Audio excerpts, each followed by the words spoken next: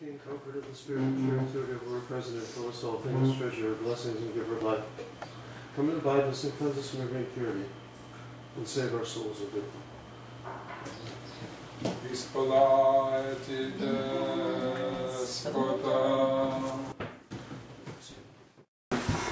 So last week we did 2 chapters, and only one tonight. God willing. Does anybody have any questions from last week?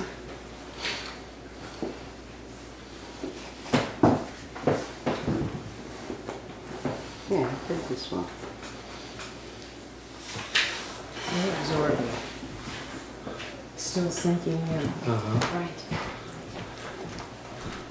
Well, basically the scene is being set, for the main argument of the book that Jesus Christ is the great high priest, and that his priesthood is a priesthood greater than that of the Aaronic priesthood, of the priesthood of the law of Moses, and just as the covenant that he works is a greater covenant, a more than the covenant with Moses.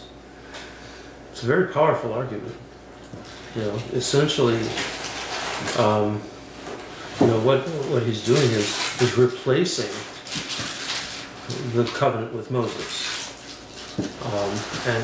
and that's a radical thing. People think that Christianity comes out of Judaism. It does not. Judaism and Christianity both draw on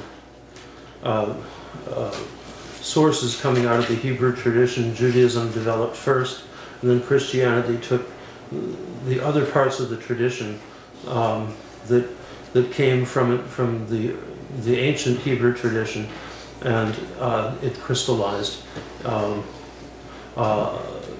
in Jesus, and through Jesus and the apostles.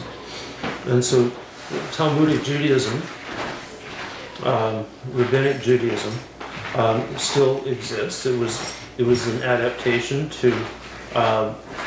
of the religion to a totally different kind of environment than the ancient Hebrew kingdom of Israel, where there was a king, where there was a temple, where there were sacrifices and all of that.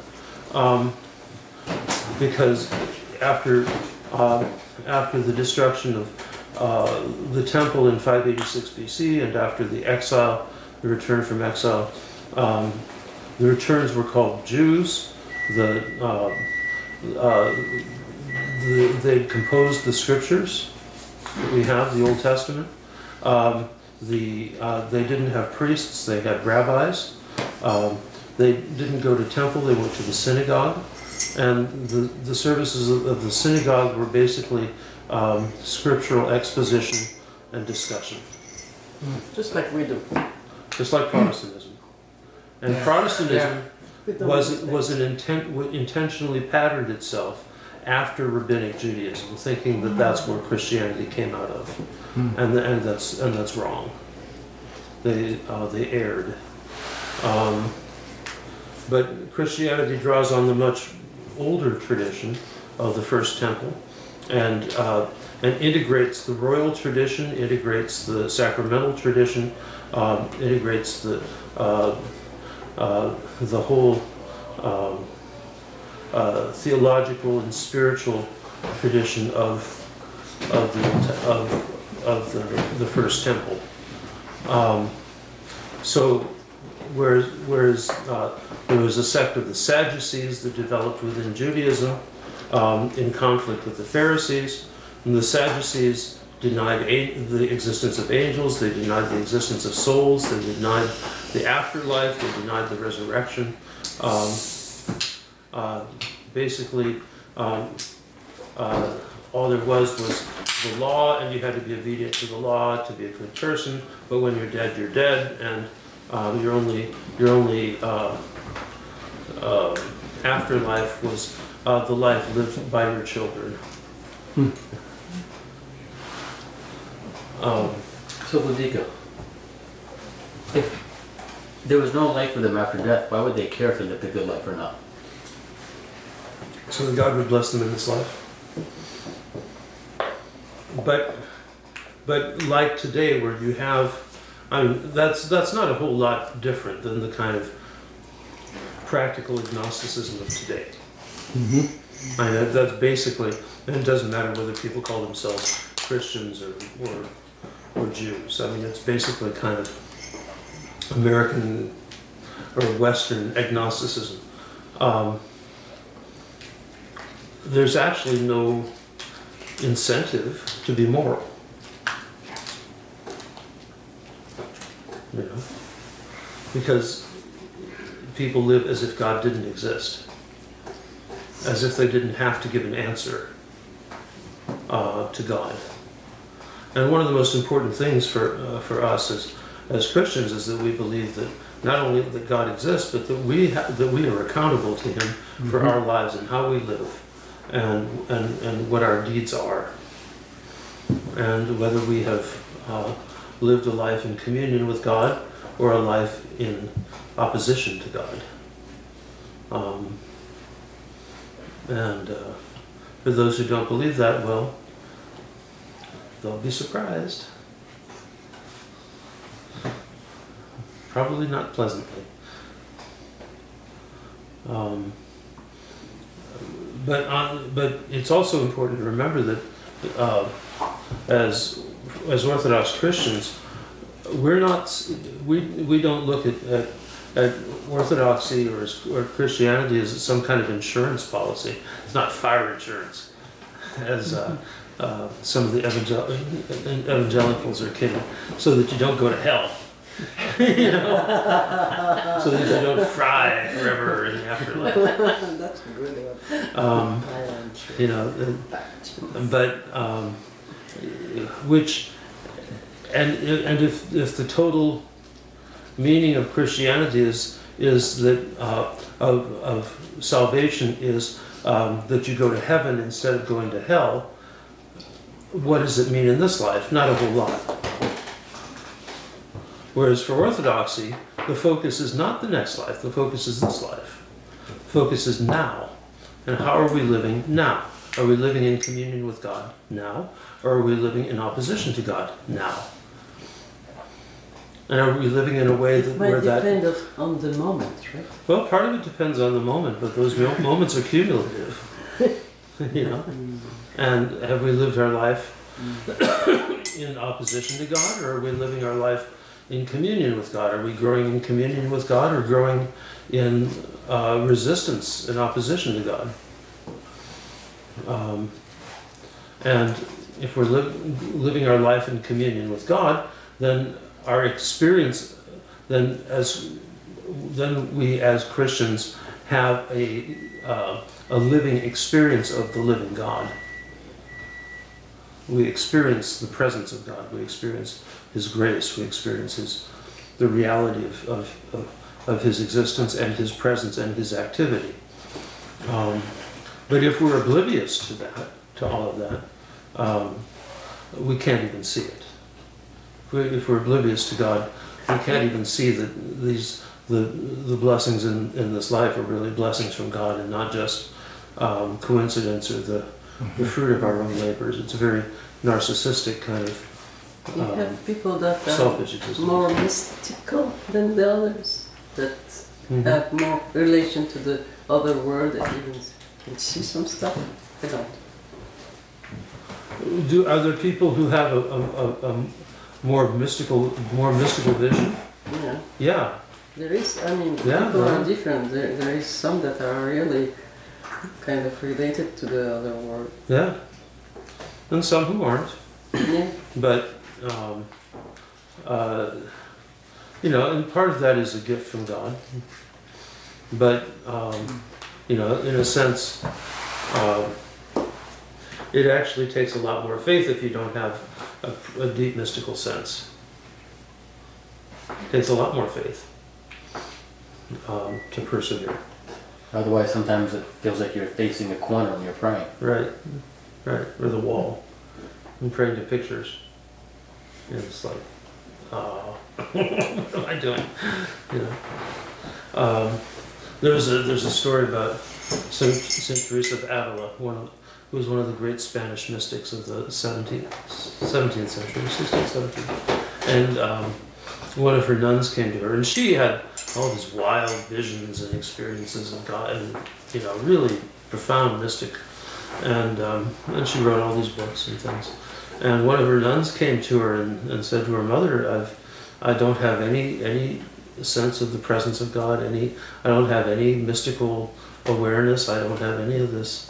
And she said to her, "That's all right. It's you're going by the way of faith. Blessed are those who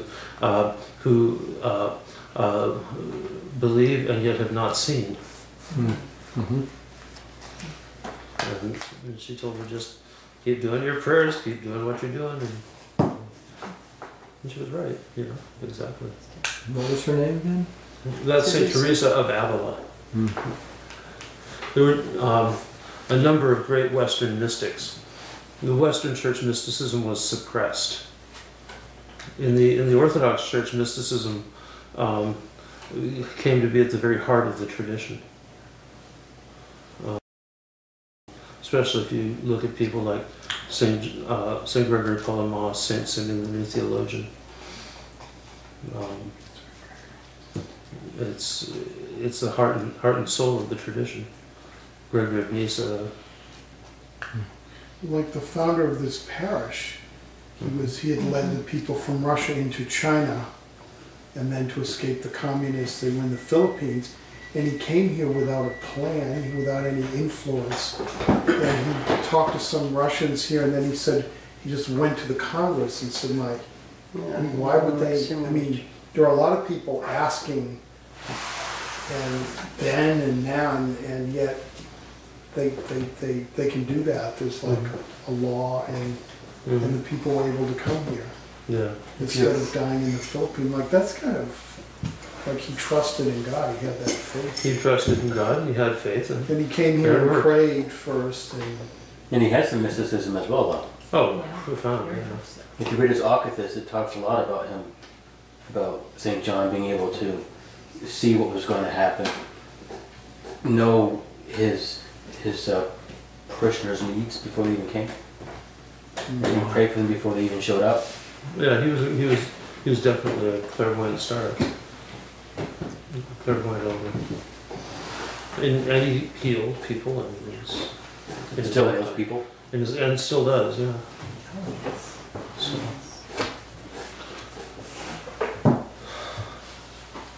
Let's go to chapter 5.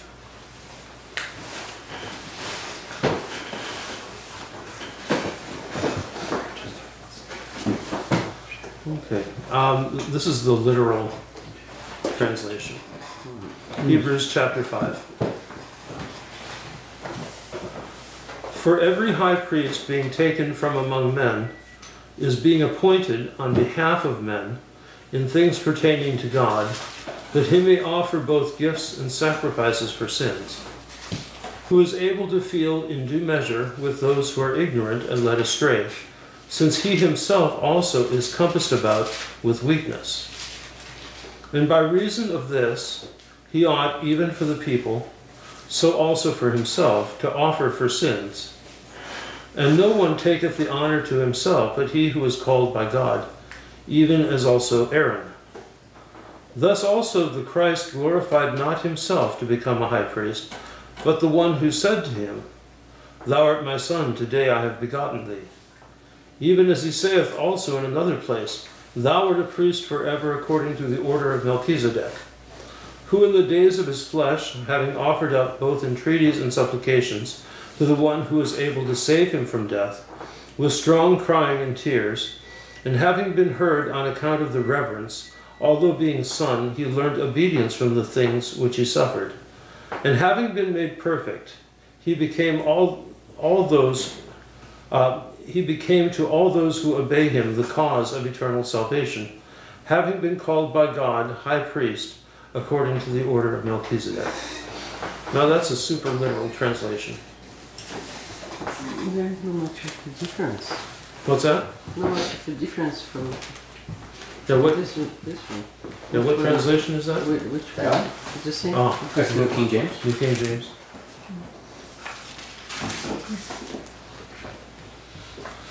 Okay, everybody knows the story of Aaron, right? Moses and Aaron, and how Aaron was appointed to be high priest. Okay, Moses was the one who led. There's a movie out called Moses. It's worth watching. It's actually pretty good. There actually are some good movies, scriptural movies. The one on Noah's also good, and it draws extensively from the Book of Enoch, which is what fills in the blanks, you know.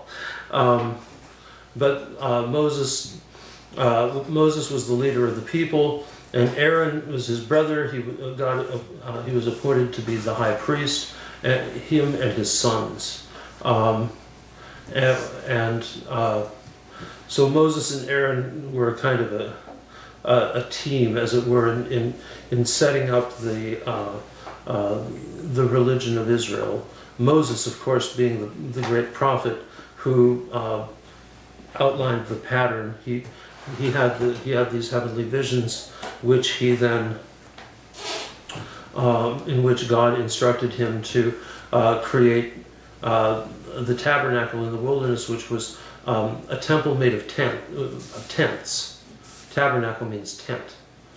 And so it was a whole series of tents with various kinds of veils between delineating the various parts, which would then be later on by Solomon turned into a building of the temple. And Aaron was the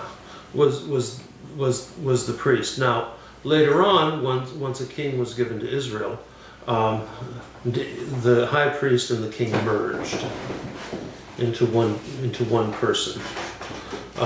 So was David, so was Solomon and his successors, and that ended with the destruction of the temple in 586 BC. So it went for 400 and some years.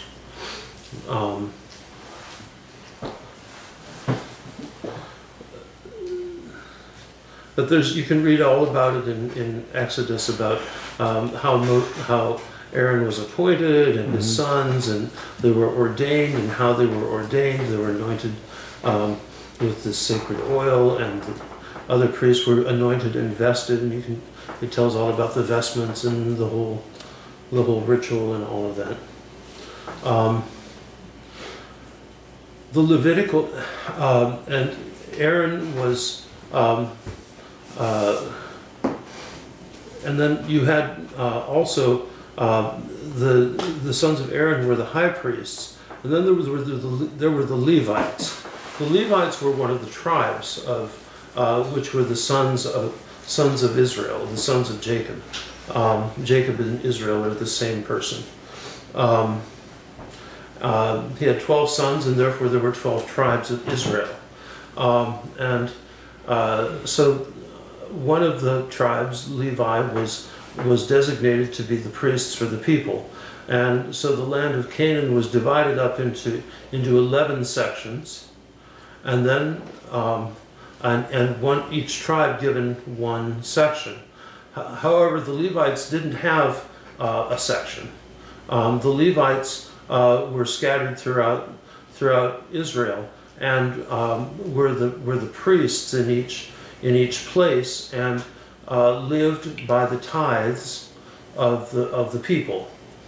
So there was built into the whole system of how Israel was structured the obligation for each head of house to give a tithe of everything that he received, a tithe of animals, a tithe of the herbs and of the vegetables and of everything that came in, and that's what supported the priests. Also, when a sacrifice was made, part of the sacrifice was burned on the altar. Part of it went to the priest as his fee, and the rest of it was returned to the family as food that would sanctify. and thus their participation in the sacrifice was not just the offering, but also the communing in the sacrifice through the eating of the meat of the sacrifice. There were also grain offerings and things like that. It was the same thing. Now, I believe one of those other offerings was the offering of the showbread, and there were two very, very sacred items in the first temple. One was the Ark of the Covenant, with the and its lid was called the mercy seat, which had the two cherubim, and it was understood that that was the dwelling place of God. And it was the other, and nobody could touch it. There's a story about they were carrying it because it was portable. They had poles on it, and it had to be wrapped in 3 cloths so that nobody could touch it. Well, somebody, one of the porters stumbled, and a guy named Uzzah reached out to steady the ark, and he was struck dead, just for having dared to touch the ark. But there was only one other item in the Holy of Holies, in the sanctuary, which could not be touched and which had to be carried in 3 layers of wrappings, and that was the bread for the or the table for the bread of the presence, which was a cereal offering. In other words, it's a grain offering, and there's not much that you can do with like just grains, so it was already ground up and turned into flour and turned into bread. And so and this bread, the bread of the presence, was set in the Holy of Holies, and only the high priests could eat from it. And it was by eating that bread that it made them holy. Now, it talks in one of the stories, talks about David going through the coming to the tabernacle, and his men were hungry, and so they took and ate the bread of the presence, which they were not supposed to eat. Abiathar was a high priest? I think so.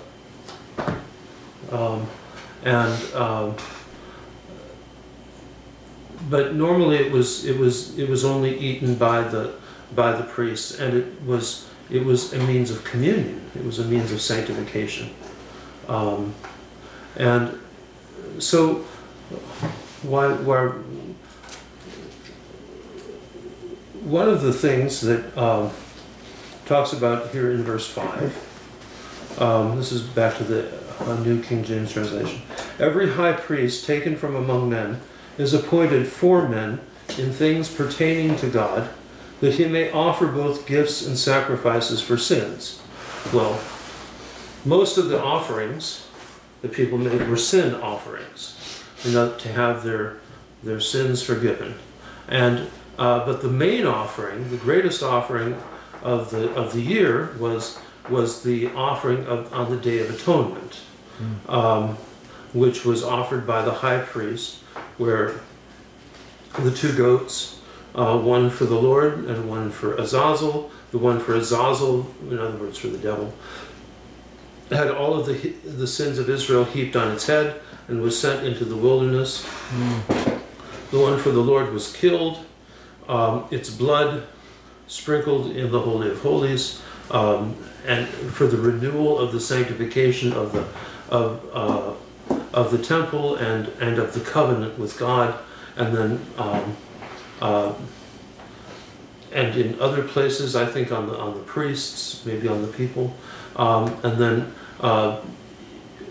it was the priests were to consume its innards with vinegar, raw, which is quite interesting. It was mandatory? Because, yeah, well, this was part of the, yeah, and it's specified in the text. Now, one of the cardinal prohibitions from the covenant with Noah was it's forbidden to eat blood. And then that was renewed, if you remember, in Acts 15. The apostles met together in council in Acts 15 and said to the church, there are 4 things. There's only 4 things that you have to observe. 1, don't murder. Number 2, don't eat blood. Okay. So blood sausage is out, despite our European culture, which loves blood sausage. Most of them do, anyway. The French and the Germans and the Swedes and all that. I think I don't know. Do Russians do blood sausage? No. No, it's a very Orthodox culture. Yes. They are.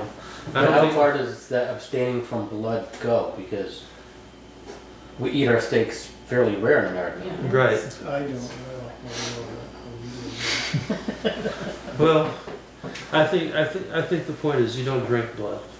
You don't eat blood per se. Per se. So to abstain from blood is a dietary concern. It's not something such as abstaining from murder. No, it's not a health thing, but it's a, and it's not because it's not good for you or anything like that. It's because it's part of the law. But the ultimate reason is that the blood is where the life is. It was understood that the blood bears the life of a creature, and so it's sacred. The blood is sacred, and that's why blood is used to atone for sins. In other words, to reconcile the people to God by the sprinkling of blood on the Day of Atonement is a renewal of that covenant, because the blood is a and this is like early Old Testament theology. This is like the theology of the patriarchs. You still have people that won't accept blood transfusion. Yeah. And we don't go that far by any means. But the reason this is being discussed, this is addressed to Hebrew or Jewish followers of Christ, Right. who have to follow and see the connection. But some commentators I was reading today were saying that this was some of the believers were struggling with the faith. And there were some issues, and Yeah, so they were trying to... it gets into that towards the end of the epistle, and so let's save that for. But the argument here is about priesthood and ultimately what is the priesthood? It's a priest is a man appointed for men in things pertaining to God. In other words, he's a kind of a mediator between God and man, being a man. That he may offer both gifts and sacrifices for sins. In other words, that he's one who offers things to God as in sacrifice and especially in sacrifice for sins, to reconcile the person who had sinned to God.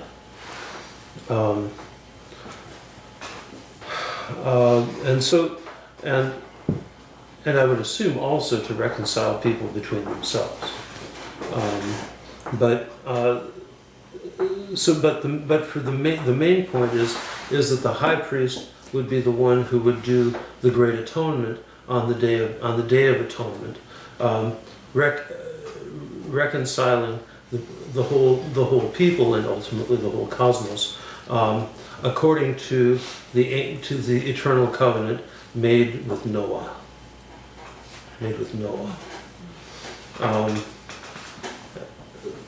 That God would never again destroy all of mankind, and man was given 4 commands, basically. And that was the basis of this eternal covenant, the first covenant. So, So Christ, what the argument is that Christ is this high priest. He is our high priest. He was God, yet he became man so that he could be like us in every way. So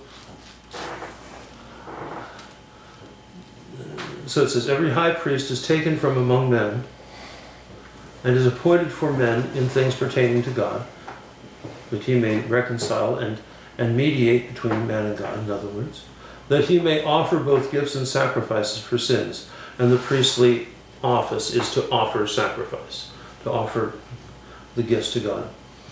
He can have compassion on those who are ignorant and going astray, since he himself is also subject to weakness. Now, the word for compassion, I don't have, actually is not compassion, like sympathy, sympathizo, which is in the previous paragraph, sympathy, which means compassion. Literal translation of sympathy, sympatho, from the Greek into Latin is compassion. But the word is metriopathia, and it means that, well, this literal translation, he is able to feel in due measure with those who are ignorant and led astray, since he himself is also compassed about with weakness. That sounds a little bit like apathy, though. No, it's the same. The same root is pathos. It's the same root, but the different prefixes mean different things. Sympathia means to feel along with. Pathy meaning to feel. Metropathia, to feel in measure. In other words, not totally identifying with. In other words, not being too lenient. But being understanding. Yeah, but being understanding. Apathy, not feeling at all.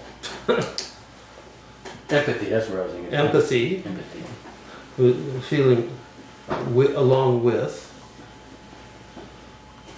You have to know you basically have to know the Greek prefixes.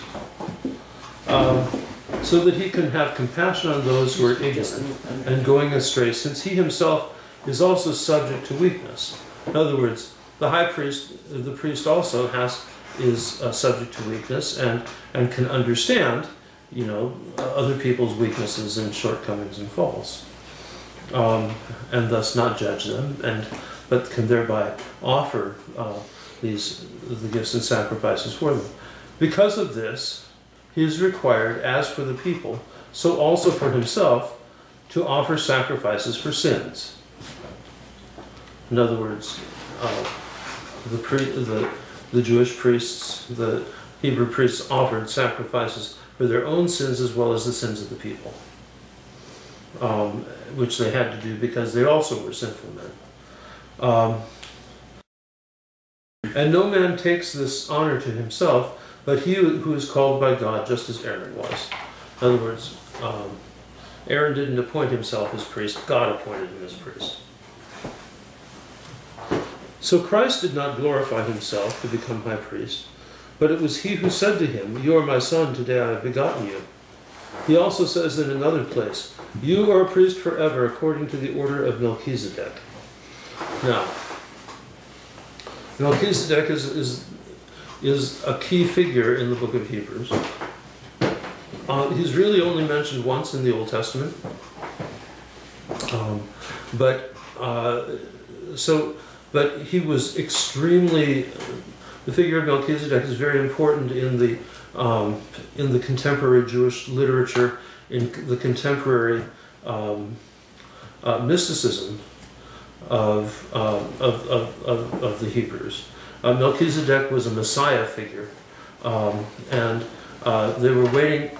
There was the expectation that Melchizedek would return at the end of the 10th Jubilee to offer the atoning sacrifice, which would reconcile the entire world with God and initiate the new covenant. And so this is a very important thing, and that's precisely the expectation that that motivated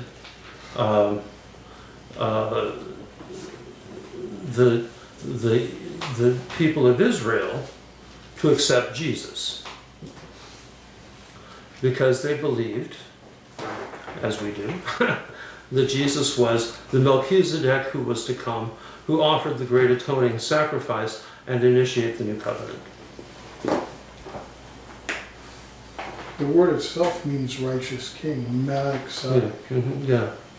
Yeah. Righteous would be justice with compassion, and Yeah. it's like a compound word. Righteous king. And who was he? He was the king of Salem, the king of peace. So there's some speculation that Melchizedek actually was a title.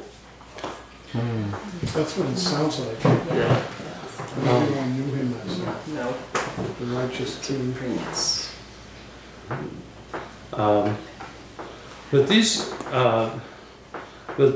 these two short quotes, "You are my son, today I have begotten you, and you are a priest forever according to the order of Melchizedek," both are being applied to Jesus. When would we associate the first one, "You are my son, today I have begotten you"? When would we associate that with Jesus? His baptism, right? His baptism was this great theophany in which Jesus perceived, heard the voice of the Father saying, "You are my beloved Son," and he saw the Spirit like a dove descending upon him, and so it was this kind of definitive moment in the life of Jesus. Jesus' enlightenment. It talks about in some traditions, where Jesus realized who he was. He also says in another place, "You are a priest forever according to the order of Melchizedek." Now, this is a little more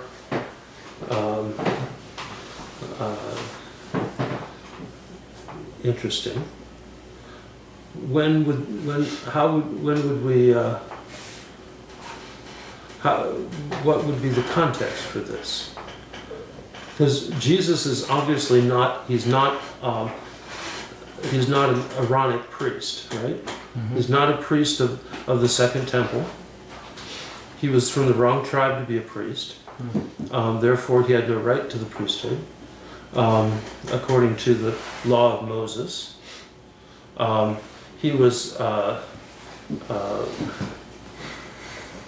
and yet there's no way the Aaronic priesthood was not something that came from, aside from Aaron being called. It was not something that came from being called by God. It was hereditary. And by the time of Jesus, the Second Temple was so corrupt that people were buying it for money and influence. And so the Levitical priesthood, the Aaronic priesthood, was not a category that Jesus would fit in. And so what is the priesthood of Melchizedek? Now, according to Margaret Barker anyway, and I think probably other scholars as well, Melchizedek is a figure who is a type or a symbol of the priesthood of the First Temple.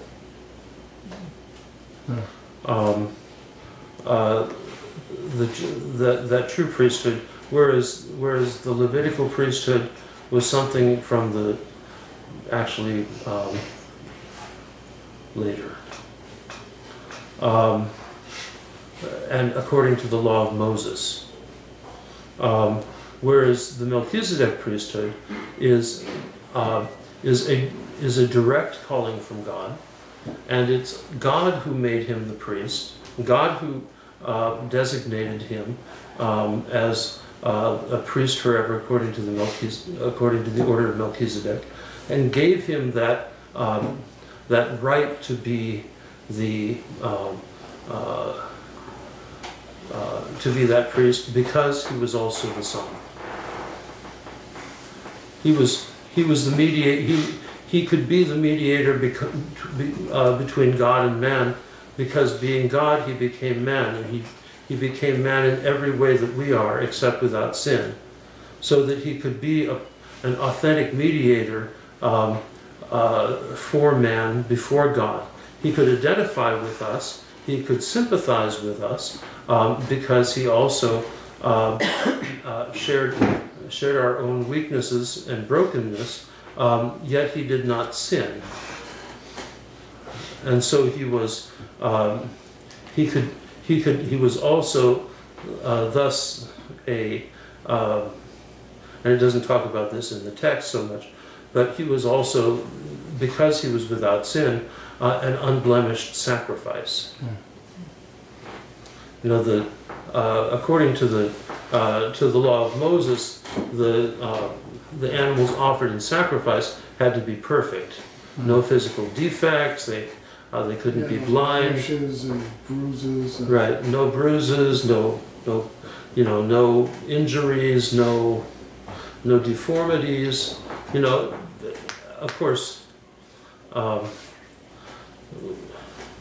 What would farmers do? You know, if they had lambs that were born blind or had been blinded or had defects, they would kill them. Right? They couldn't take care of them. And so, what better way to kill them than offer them in sacrifice? Hey, a barbecue. But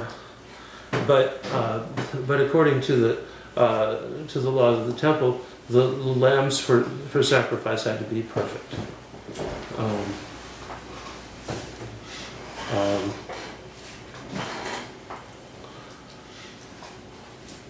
But Hebrews continually emphasizes how important it is that Christ identified with us. Continues in verse 7. Who in the days of his flesh, when he had offered up prayers and supplications with vehement cries and tears to him who was able to save him from death, and was heard because of his godly fear. Actually, godly fear is problematic. Though he was son, yet he learned obedience by the things which he suffered. And having been perfected, he became the author of eternal salvation to all who obey him, called by God as high priest, according to the order of Melchizedek, of whom we have much to say and hard to explain, since you have become dull of hearing. Who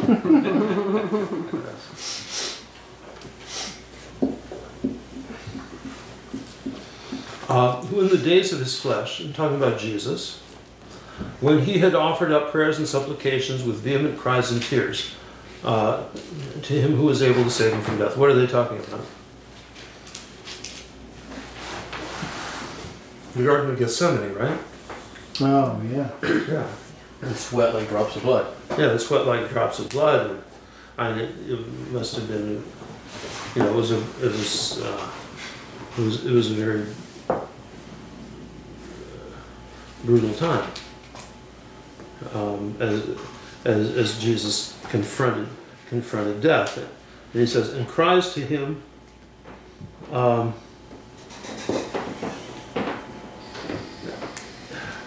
And vehement cries and tears to him who was able to save him from death. But what did Jesus say? If this cup could pass me by, nevertheless, not my will, but yours be done. So we can, and I think when we read that passage, when we hear that passage read, we can identify, because if we're facing death square in the face, and knowing that it was going to be a brutal, painful, and horrible experience, no wonder Jesus would be in tears and lamentation, and asking God to take that cup from him. And so he identified with us in that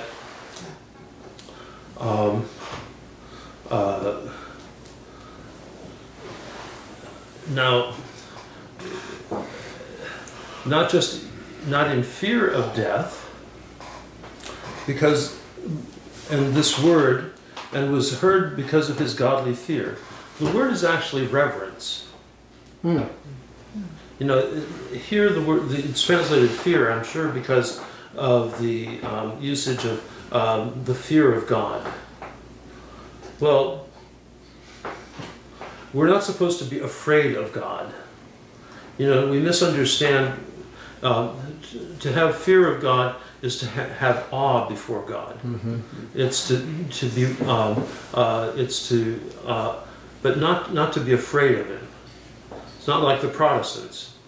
It's not like the Calvinists, where you have to be afraid of God. And Jesus came to save us from God, essentially. Yeah. Well, why do we continue to use the word fear then, or terrible judgment? Why don't we just say awe? Well, that's because there's a literary tradition of translation.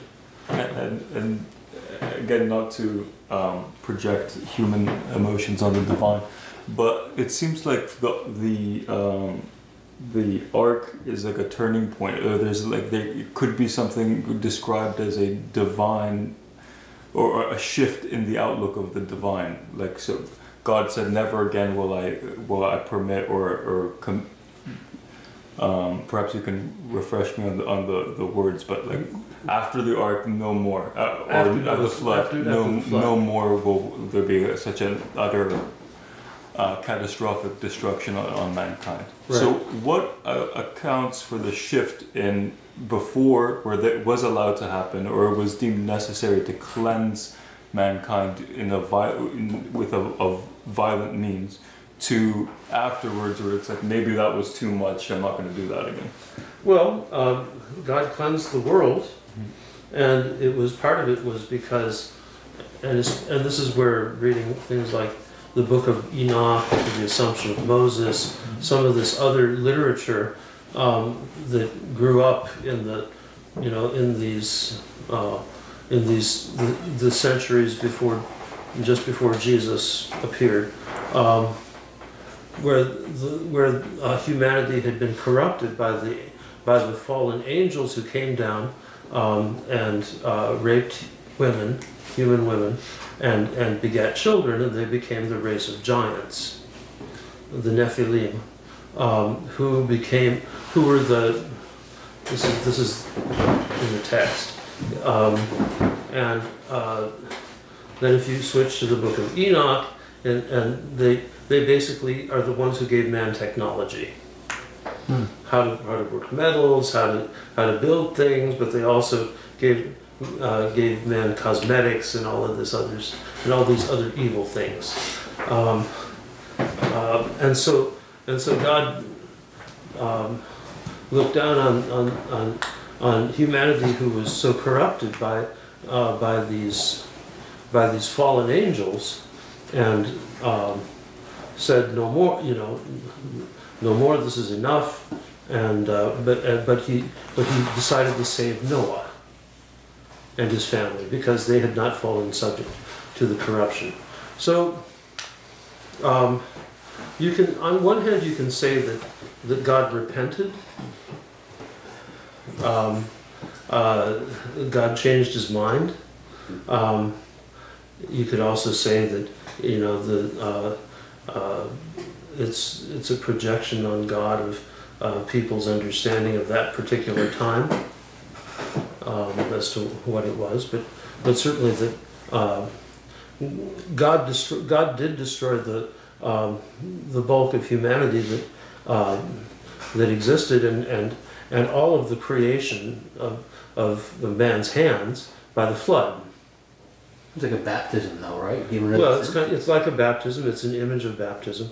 You know, what we're talking about mythology, of course. Mm-hmm. You know, there probably is some historical, empirically historical antecedent for it, but it's lost in through millennia of myth, of what. You know, there was nobody around with no scientist sitting around, measuring things and trying to, record empirically what happened. It wouldn't have survived anyway, if that was the case. But there's like an oral tradition of flood stories around that time originating. So I think something. They're almost universal. They're almost, yes. They're almost universal. There are so many from many different cultures. Yeah. So something happened, and there was a flood, and this is the Hebrew version of it. And so, but at that time, God, He essentially through Noah began all things new. Began human society again. Began, all of the repopulation of the world, both by humans and by animals, and So we are not coming from Adam and Eve. well, yeah, Adam and Eve through Noah and his sons. Mostly through Noah. Well, through Noah, yeah. According to the text. Why did God do that? I don't know. Read the text. It just seems like it could be problematic for our understanding of God being, first of all, omnipresent or omni-knowing. Mm-hmm. That if He knew this was going to be the outcome, how does that fit with a change of heart? Or like how it seems like it's hard to imagine like a divine mood swing. Well, that's a 21st century question put onto 2nd century BC text. Mm-hmm. But it's a violent act. Like it's something that would cause you to be fearful of and it seems. I mean, it's not unique, but it's the most powerful image of human nature trespassing on divine patience. And then facing the consequence of that. Right. But doesn't that also kind of precursor to what Peter talked about? Because God said He wouldn't destroy it by water, but then doesn't Peter say it's going to be destroyed by fire? No, Revelations is much more along that line. I don't think Peter says it's going to be destroyed by fire. It's that area of the epistles talks about being destroyed by fire.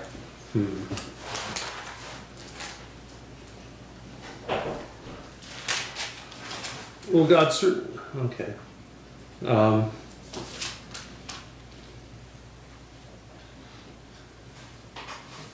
that's interesting. I'll have to look at it.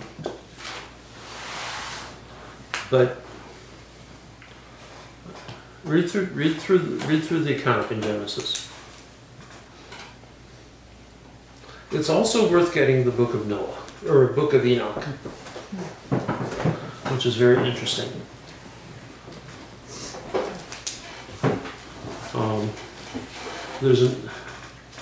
There's another book.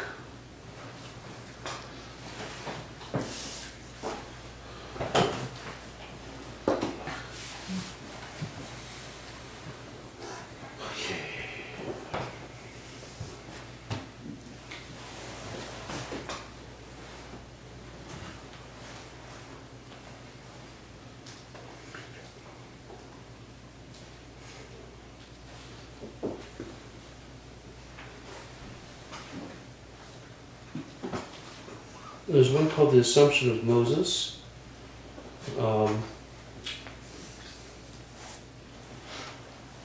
And these. That's when you Oh. own the fire insurance. That was interesting.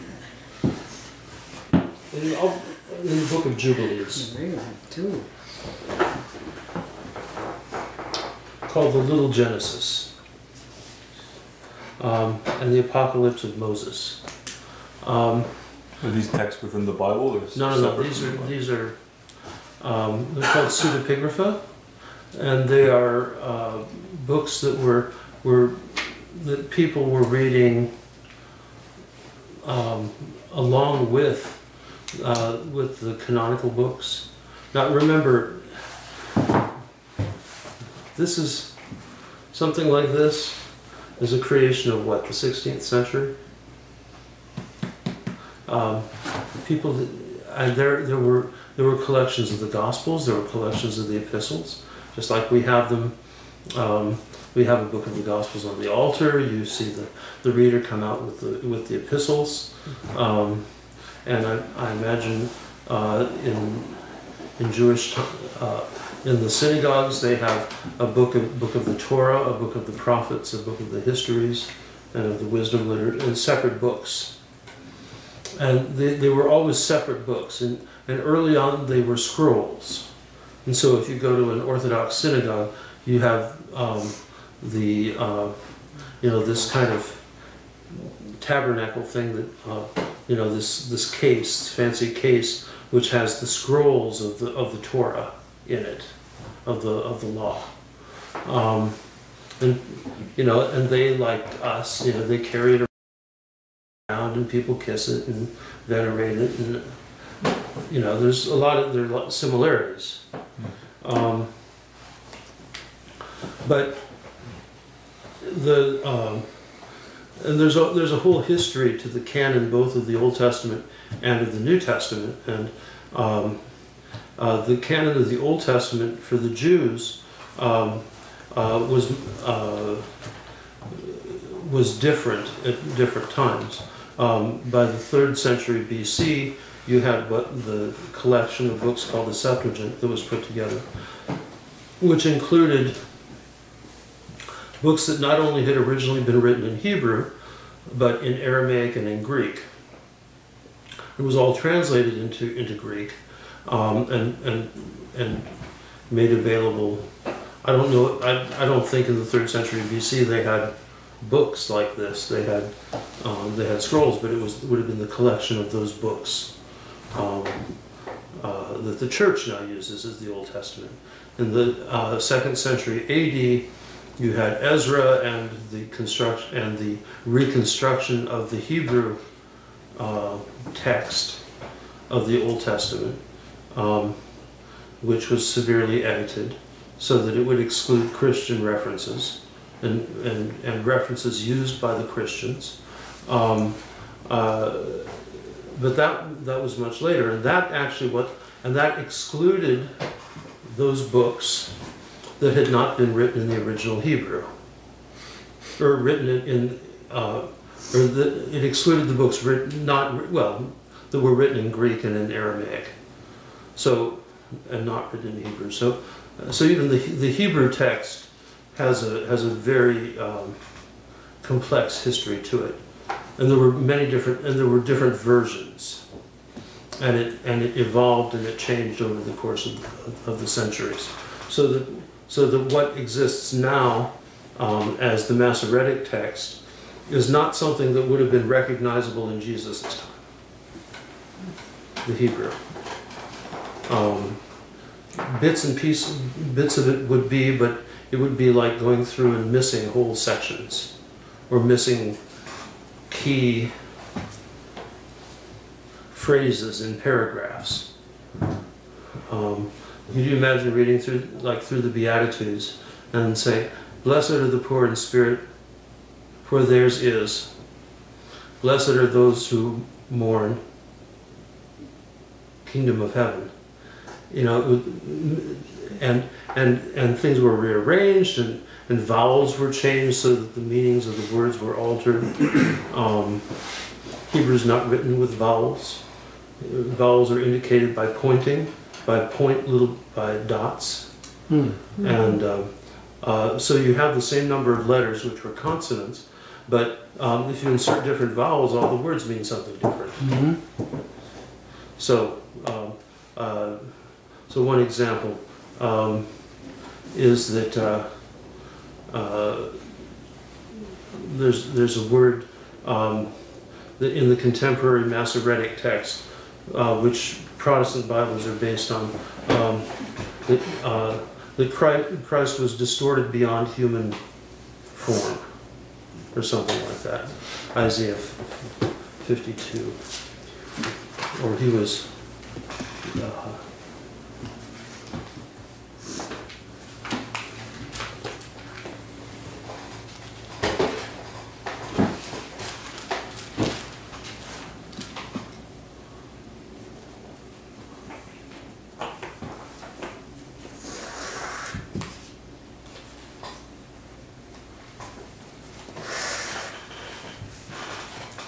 in this version it says, his form was lacking in honor.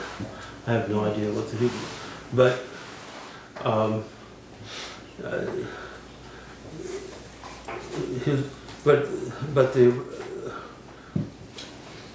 the contemporary Hebrew is something like, he was distorted beyond recognition, something like that. The earlier form of that text, before it was edited, was he was anointed. He was anointed. Meaning, and beyond recognition, meaning that he was transfigured. He was anointed and transfigured. Is there any acknowledgement from, I don't want to say Hebrew, or from the later the text of people who use the text of Ezra, that it has been edited, or that it has been put through filters, or acknowledge that there is no existed? I don't know. This is all modern scholars, which are ecumenical. Like one of the main scholars that I'm using, who I think a lot of her, like all scholars, what she writes is synthetic. She's pulling together all these other scholars and all these other, texts and things like that, so that she can pull their arguments together, which may include Catholics and Orthodox and Protestants and Jews. So I don't know what the Jews say about it, but there's very little question that certain older texts say that instead of he was distorted, he was anointed.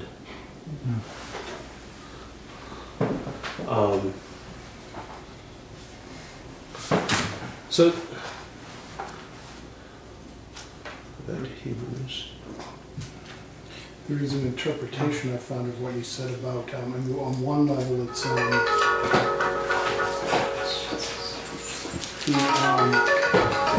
it is the people through their evil conduct, but then that's that God punished them. But another one, if you look at the book of Enoch, and apparently, the sons of men and the daughters, the mixing of the gods, it says the implication of this story is that the purpose of the flood was not to repair human conduct, but to wipe out the demigods, the progeny of the union of the sons of God and the daughters of men. So Noah was spared, not because of generic righteousness, but because, as the author of Enoch evidently understood, Genesis 6:9, he was innocent in that he was perfect in his generations. And then it says, read in this manner, the flood story contributes to one of the great biblical themes, namely the setting of clear boundaries between the respective realms of God and humans. As the psalmist says, the heavens, Psalm 115, the heavens belong to the Lord, but the earth he gave over to men. So the world that the biblical authors are shaping is a world in which it is possible neither for gods to descend to the earth in order to commingle with humans, or for humans to go up there and mess around. What was that last bit? The setting of clear boundaries between the respective realms of God and humans. As the psalmist says, the heavens belong to the Lord, but the earth he gave over to man. The world that the biblical authors are shaping is a world in which it is possible neither for gods to descend to earth in order to commingle with humans, nor for humans to attain divinity by building a tower with its top in the sky. So they want these clear boundaries, the sacred and the profane, and that these things, like it's talking about in Enoch that you said can't happen. Mm-hmm. Well, okay, this is not Enoch. This is the Book of Jubilees. When humans began to increase on the earth and daughters were born to them on a certain year of this Jubilee, the angels of God saw that they were beautiful to look at, and they took for themselves any woman they chose. The women bore progeny to them, and they were Nephilim. Lawlessness increased on the earth, and all living things went corrupt. Humans, cattle, animals, birds, and everything that walks on the earth. They went corrupt in every way and started eating each other. Lawlessness increased on the earth. People's thoughts were always evil, and this kept happening. God looked at the earth, and it was corrupt. Every living thing had gone corrupt. Everything on earth had done all kinds of evil as far as God was concerned. God said that he would destroy humans and all living things on the face of the earth, which he had created, but Noah found favor in the Lord's eyes. God was furious with the angels he had sent to the earth.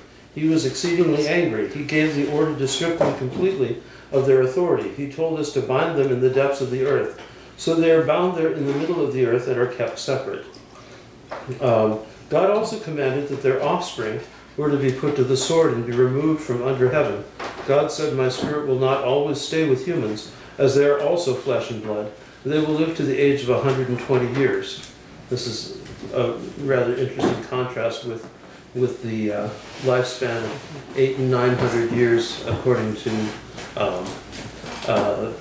Adam and Eve and Methuselah and so forth.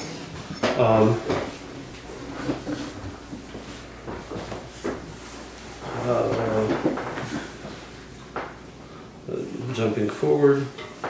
The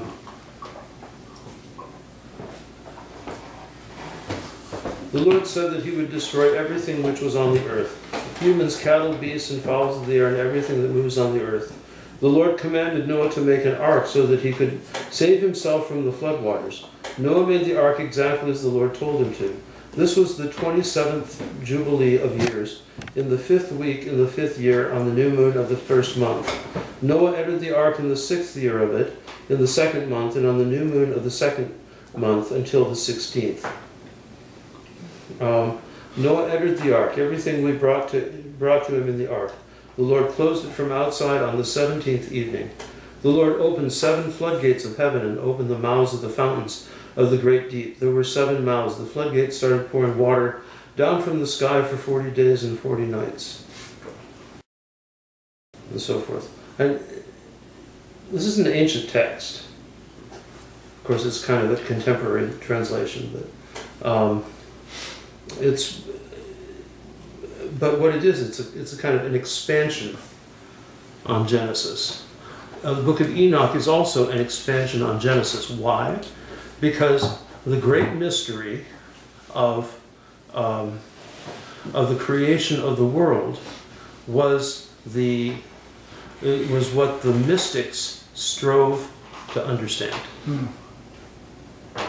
And so when the high priests would enter into the Holy of Holies, the mystery that they learned was the mystery of the creation of the world. And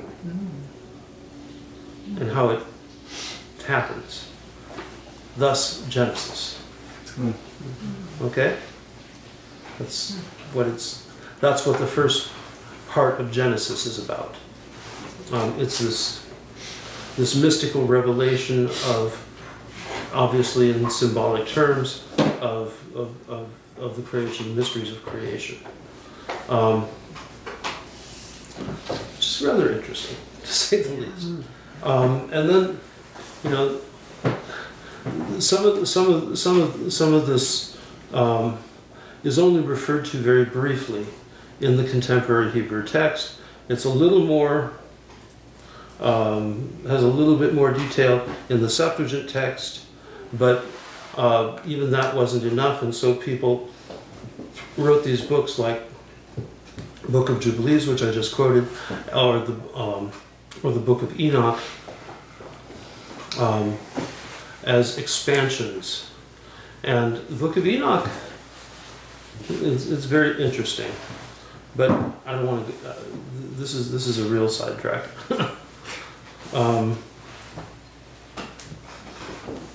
Let's go back. So. Verse 8. Though he was a son, in the Greek to say a son is not correct.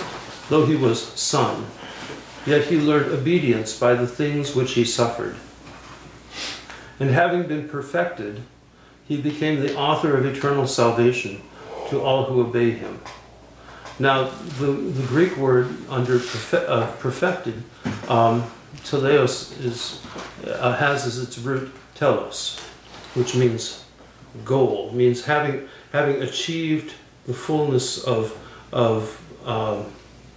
the goal of what it means to be a human being. That's what it means. He was perfected as a human being. How was he perfected as a human being? By suffering and obedience.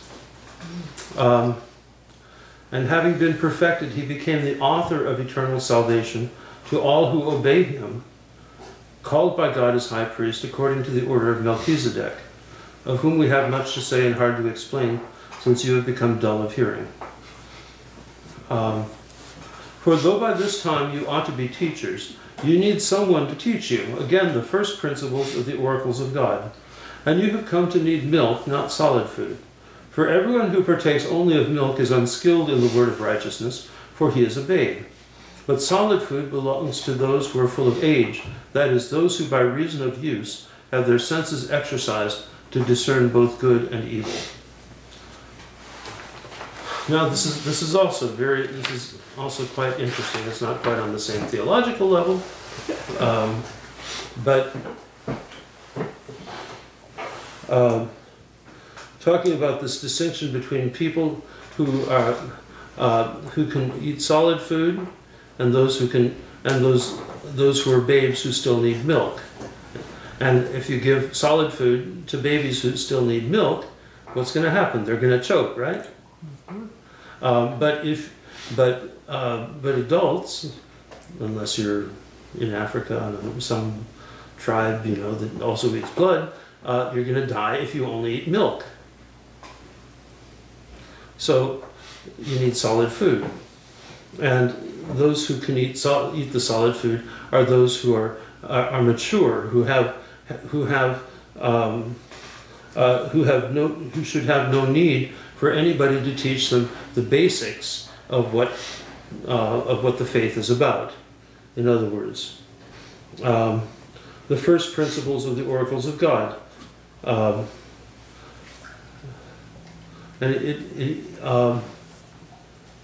He actually goes into that a little bit in the next chapter. Everyone who partakes only of milk is unskilled in the word of righteousness, for he is a babe. So it's not about being physically young or physically old, it's about being skilled in the word of righteousness. Mm-hmm. In other words, how to live properly. Mm-hmm. But solid food belongs to those who are full of age, that is, those who by reason of use, in other words by experience, have their senses exercised to discern both good and evil. And it's in the discernment of good and evil, the ability to discern good and evil, which is where Christian authentic maturity lies. And if you think about it, a child can't discern between good and evil. Mm-hmm. Mm-hmm. But the older we get, and especially as we're steeped in the teaching of Christ, as we enter into not only the knowledge of the Scriptures, but into the living experience of relationship with Christ, we gain the intuitive ability to discern between good and evil, and we can see that one thing is of God and one thing is of the devil. And the highest levels of discernment we assign to the elders, who are those people who, through so many years of ascetic life, have come to absolute clarity in their ability to make that discernment, to see that that difference.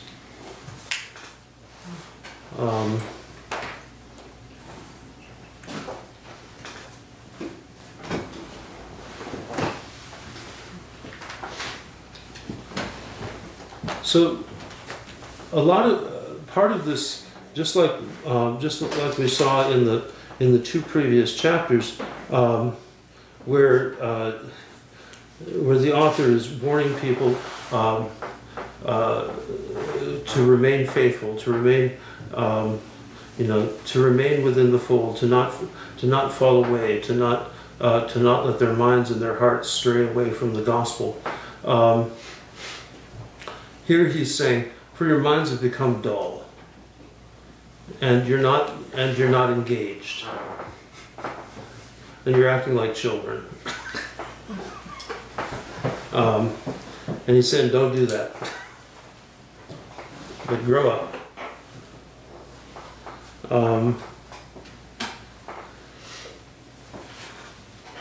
So, really what he's doing is he's entreating people to live, to become and to live as mature, spiritually mature, to be able to discern good and evil, to be able to discern what is spiritual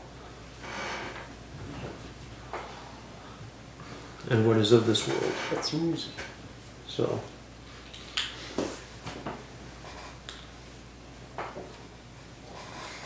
So I think we can understand what he's talking about, and how easy it is to fall into that trap, that trap of worldliness, and to have our minds and our hearts dulled, and to not think spiritually and not to live spiritually, and thus, in a sense, regress to the state of childishness. But rather, what we need to do is to remain ever vigilant, so that we can keep focused. Because if we continually need to be refreshed on just the basics of the faith, we've missed the point. It's not just about learning the basics. It's not about knowing a few basic things about the church. It's about, and Christianity is not knowing some facts.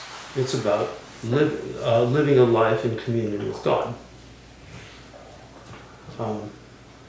which is what the discernment is between good and evil. To discern the good in order to do it, and to discern the evil in order to avoid it. And so we have the scriptures as the tutor to help us understand, to help us learn what is good and what is evil. But eventually it becomes intuitive, actually. Spiritually perceived. So, what other points or questions? I have a question with Melchizedek, and it's something that you didn't touch on, but I've heard for years and years.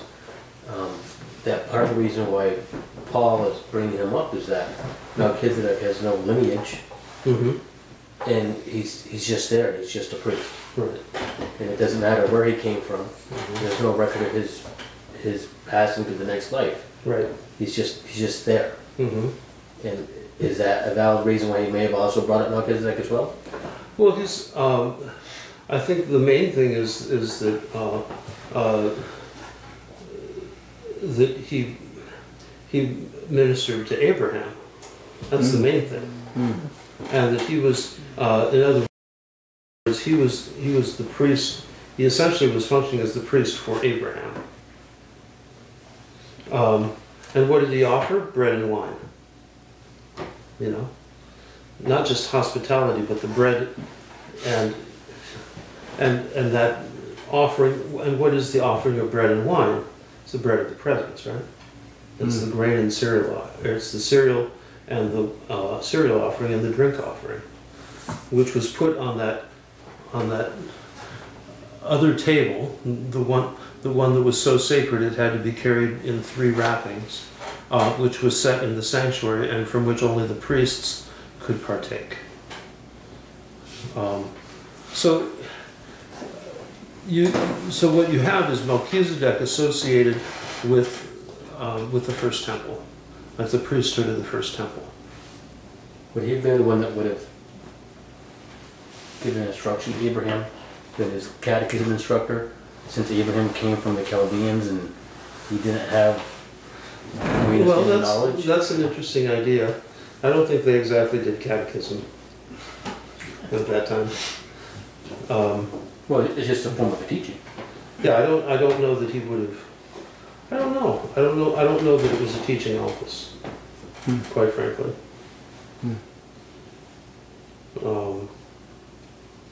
Rabbi is a teaching office. Right. But the priesthood, especially the Old Testament priesthood, was not necessarily a teaching office.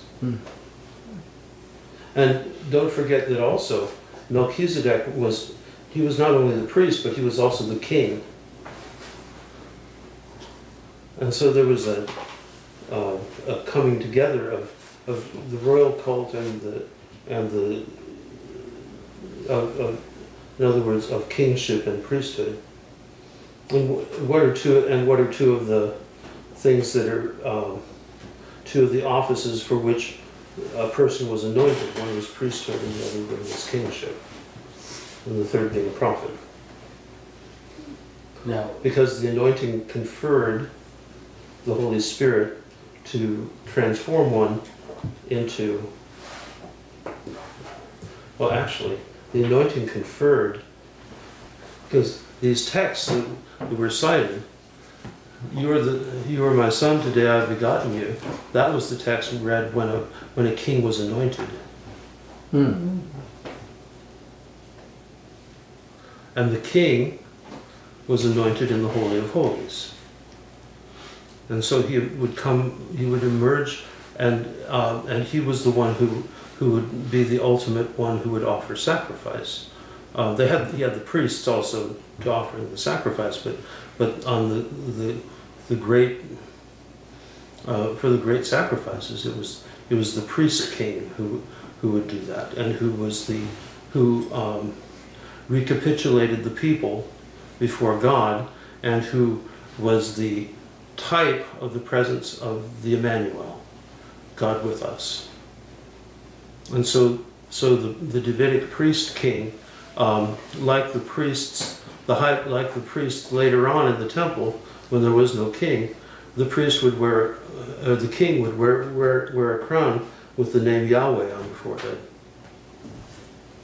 Blessed is he who comes in the name of the Lord.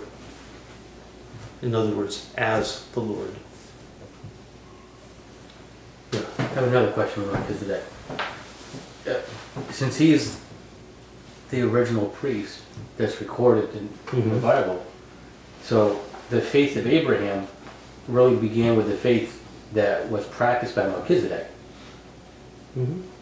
But then at some point, the city of Jerusalem no longer was a faithful city because the Jebusites lived there, and they had those horrible battles as they were trying to repopulate Palestine.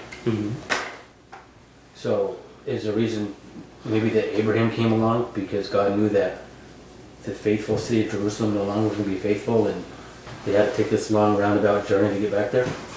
Well, Jerusalem only became a faithful city once the temple was built. But wasn't Melchizedek the king of Jerusalem?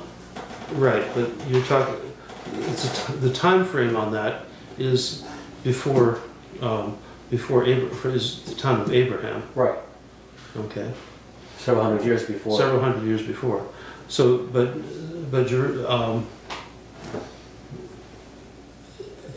Jerusalem was not the. It wasn't like Abraham was coming to a city of faith. He came and Melchizedek is the image. You can't.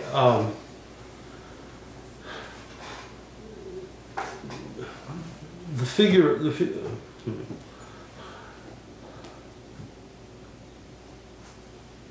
it's rationalizing it too much is the problem. Yeah. It's like trying to say, well, there aren't dinosaurs now because they didn't make it into the ark. Their eggs were too big. Okay. But you see what I mean?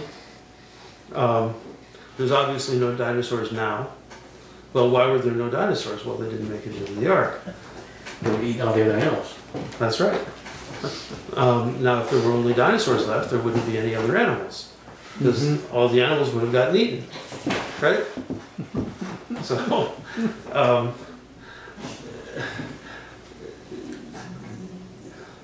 on one hand, yes, Melchizedek is the king of Salem. In other words, the king of peace, who is the priest who offers the sacrifice for Abraham, and on a time frame of something like, 2000 BC, relatively. Okay. Solomon built the temple around 1000 AD, or 1000 BC. Okay. In the meantime, you had all this history going on. Abraham and Melchizedek, 2000 BC. Moses around 500. The conquest of Palestine, and so forth. And when does in Joshua and the judges and all of that, this is all like 1300 thereabouts BC, and then the conquest of Jerusalem is around in the 900s. So, 1100 BC. So there's Jerusalem was just a pagan city, but Melchizedek is a kind of he's kind of this figure without roots, without lineage, but he's a priest somehow of the Most High God.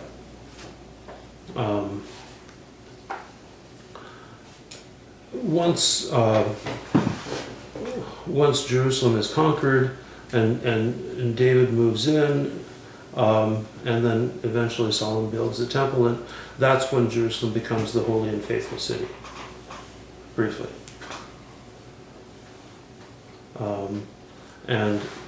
But Melchizedek is only a kind of a myth by that time. Fitting into the kind of mythology surrounding Abraham. It's history, but it's myth. Could he be just a symbol, though? Well, or a pre-incarnate figure. No, he would have been more of a symbol or a type. There probably was something that happened. Abraham came to this place, he encountered this priest, Melchizedek, but the figure of Melchizedek has, actually becomes this kind of non-historical figure who is in Jewish mysticism, which becomes, who takes on a life of his own, and who becomes an apocalyptic figure, who becomes a figure of a type of the Christ, a type of a prophet. I'll bring in some more material on Melchizedek next week, but he's independent of the Melchizedek that Abraham. There's an identity, but an independence, or both, if that makes any sense. No? Not yet. No? Next week it might. Does it make any sense to anybody else? Mm-hmm. Yeah, there's an identity there, but Melchizedek, who Melchizedek is, it becomes far more than just the historical figure that Abraham met in Through the as he entered folklore, into Palestine. What's that? through the folklore passed along. Well, it's not just through the folklore; it's through the mystics and the great and the prophets and their teachings about that got recorded and turned into other books and the literature surrounding the canonical text. So, in other words, he is an important figure in the tradition who has a basis in the scriptures, but his everything that's known about him in relation to the Old Testament is simply in the tradition.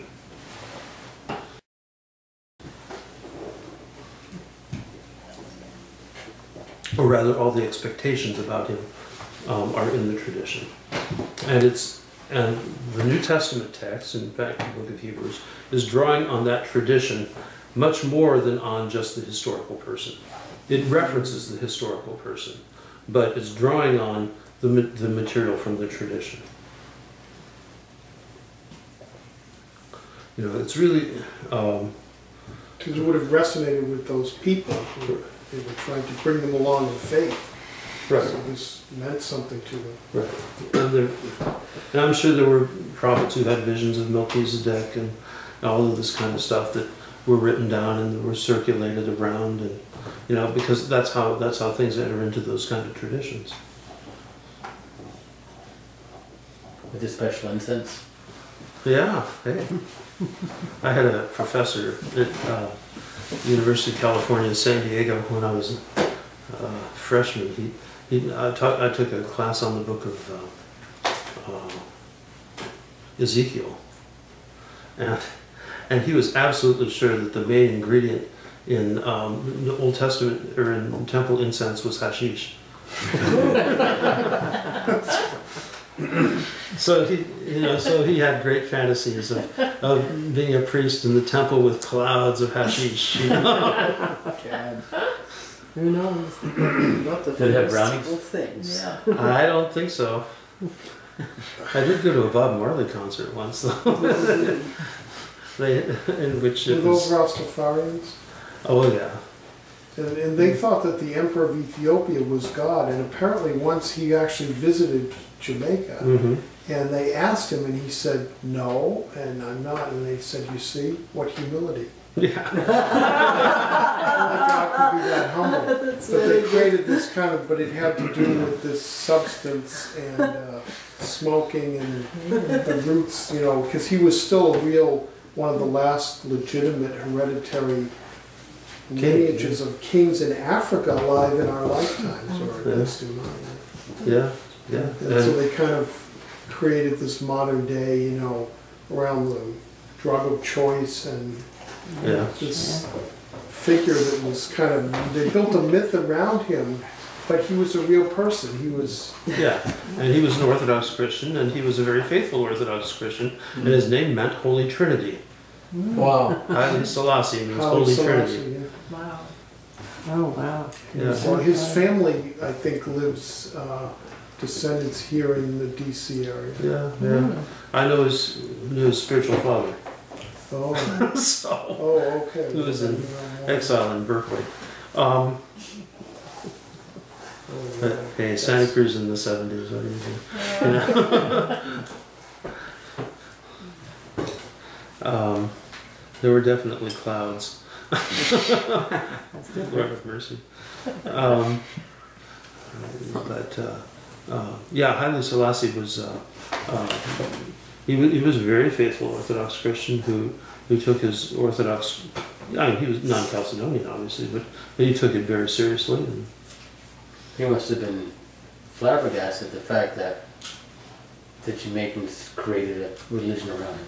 yeah, well, and horrified because of the horrifying. hedonism. So, the Ethiopian church has no patience with Rastafarians. There's a wonderful bishop in Berkeley by the name of Melchizedek. And Abuna Melchizedek was probably in his early 80s when I first met him. And his English was very good, but heavily accented. He said, "Oh, forgive me, English is my sixth language." And he had been the Archbishop of Addis Ababa, and the head of the seminary, and the head of huge missionary monasteries, and involved in the Greek Orthodox, non-Chalcedonian discussions, ecumenical discussions. And so far as he was concerned, all issues had been resolved, and there was no reason why we couldn't be in communion. And truly, he was a holy man. He'd been, when they had the communist revolution in Ethiopia, he was imprisoned for 7 years, tortured, and was able finally to be released to or escape to the West. So, remarkable man. Still living, actually. Must be in his mid-90s by now.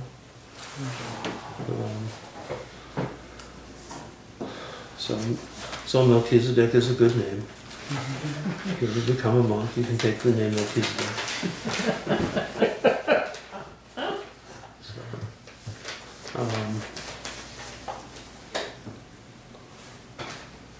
I know how to spell it. So, anything else? Quick question. You had mentioned the fear of God as, somewhat of a misunderstanding, I guess. I was wondering, because Abba Dorotheos mentions that in the spiritual sense as first being sort of a motivator, because I don't want to, I guess the slave mentality where Right. I avoid bad things, so I fear God and I do the right thing. But then that transitions into the fear of falling away from God. But how do you reconcile those two? Well, Dorotheus and the other fathers talk about three aspects of the fear of God. One, in the spiritual life, one is the fear of a slave, which is fear of punishment. So you have faith because it's fire insurance, so that you don't go to hell. Then there's the fear of the son, or of the slave, of the employee. So you fear God. In other words, you're faithful to God because you're hoping for a reward, so that you go to heaven. High in the sky when you die. But the third is the fear of the son, which is the fear of displeasing the Father. And that's the fear we strive for. And that's what we strive for, to mature beyond the fear of the slave or the fear of the hired servant. To have this. Now, one of the most important categories, especially in the writings of St. Isaac the Syrian, is awe before God. And the highest level of prayer actually is to stand in awe before the presence of God, in the perception of God, when all of your senses are transcended and you're in ecstasy. That's the fear of God. That's awe before God. It's not conceptual. It's beyond any. It's not rational. It's super rational. It's super. You're totally wrapped in God.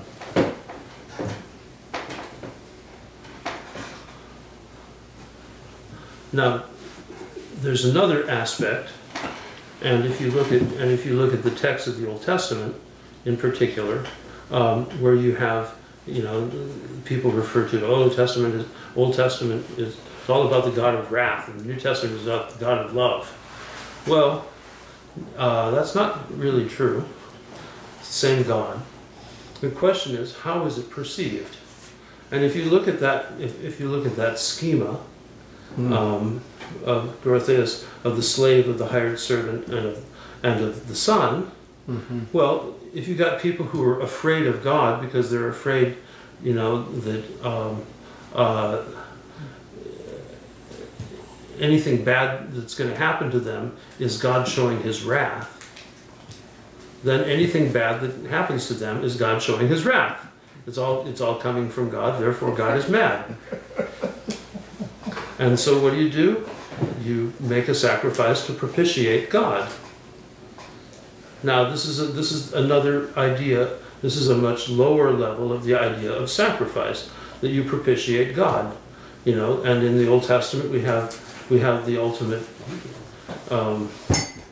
you know, these ideas of how God is propitiated, you know, by various different types of offerings, and how the pagans tried to propitiate God by offering their children, by throwing them into the fire, you know, and which was lit before the idols and things like that, and so the Israelites saw through that, saw that no, that and it was real, that that's not what God wants. And so they tried to according to the measure to which God had revealed Himself, which was still not full. You know, they did the best they could to try and create their temple, their worship, as an image of what was going on in the heavenly world, at the throne of God in heaven. And there were prophetic visions which their worship was based on. And you can see that in Exodus, you can see it in Isaiah, you can see it in Jeremiah, or not so much Jeremiah, in Ezekiel and in Daniel. But still in the Old Testament. And in Revelation. In the Old Testament, God is punishing people. Well, is He actually punishing people, or is it or are they perceiving it as punishment? No, but when you had all those things that happened during Joseph and the plagues. Yeah, the plagues. So is He punishing them, or is He trying to get their attention? He's mainly trying to get their attention. So if you think like this, means in the New Testament nobody is trying to get our attention. Well, as the Lord said to the good thief Lazarus in Abraham's bosom, even if somebody should rise from the dead, they won't pay attention. Because didn't He mainly work miracles with people that had faith? And He didn't do the miracles in the curing, the healings with people who had no belief in God or anything, because it wouldn't have meant anything. It would have been some magic of, you have powers. It's magic. It's magic. You've got special powers. Right. It wouldn't increase their faith. Right. Exactly. I think that is all of His healings are. Now, if you look at some of the stories of Moses, you could construe that as magic. Well, that's, I think, what Pharaoh did. So he had his own people. And that's exactly it. In other words, he missed the point. Something else, right? He missed the point. He brought out his best magicians, Giannis and Jalbrecht. He didn't believe that the God of Israel was, he thought this was just like magic tricks. Yeah. But it wasn't magic tricks. It was the power of God. And so, there's another aspect too that, that the fathers tell us that we perceive how we perceive God is relative to the state of our soul. And if we're guilty and bitter and so forth, we'll perceive God as wrath. We'll perceive His grace as wrath, because it will reveal all that stuff to us. But if if our souls are pure, we'll perceive His grace and His love. Just like hell is not a place that God created with fire, which He created to torment people. That's the Western doctrine. And the Orthodox Church says no. We don't believe that. Hell, the fires of hell are the grace and the love of God. It's just that people hate it. Oh, interesting. That you can be embraced, but if you're embraced by that which you hate, Yeah. you're going to perceive it. You're not going to perceive it as love, Why would you hate it? because there are people who hate God. Oh, yeah. There are people who hate love, who hate and who hate life, and who hate So, in that sense, can we look at a lot of these events as almost self-inflicted? If man is the high priest of nature, or is in charge of or is given the responsibility Right. of the material realm, and nature is influenced by our actions, then perhaps a lot of these events are self-inflicted, and the divine is trying its best to reach out to us and prevent us from ourselves. Yeah. And are we talking about global warming here? Talking about self-inflicted. So, and then also, if you could say the highest form of sacrifice is love, or vice versa. Right. So, is the new sacrifice then is just to love? Yeah. Well, the highest form of sacrifice, no man has greater love than this, to give his life for his friends. What did Jesus do? He gave his life for his friends. In other words, for those whom he loves. Of course, that includes all of humanity. But that is the ultimate sacrifice. That Jesus is self-offering in love, overcoming all the fear of death, and overcoming the fear of and overcoming the hatred that was poured out upon him by the Jews. So, is the idea of loving your neighbor and loving God more than yourself a reflection of God's love? Yep, exactly. Where He loves His creation more than He loves Himself? Yeah. But also by loving His creation, He does love Himself, because He permeates the creation. And that's what and that idea is what most Westerners miss. They have this idea of that God is separate from the creation, and the creation is separate from God. But instead, the creation exists within God and is permeated by God, and there is no quark or molecule or atom that does not exist in the presence of God. It's all energy anyway. So, we would say that His love permeates and upholds the entire creation. And so, there's no place that we can go to be outside of God. In fact, hell is not outside of God. People have this idea that hell is to be cut off from God. Well, no. It's not in here.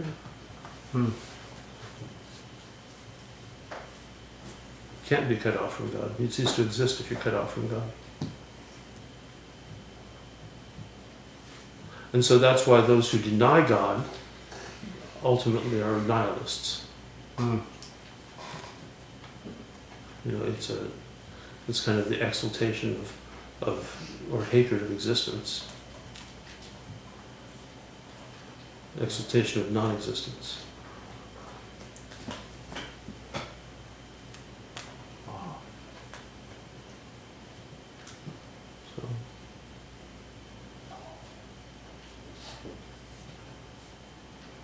And that's our society, sadly. So, more next week.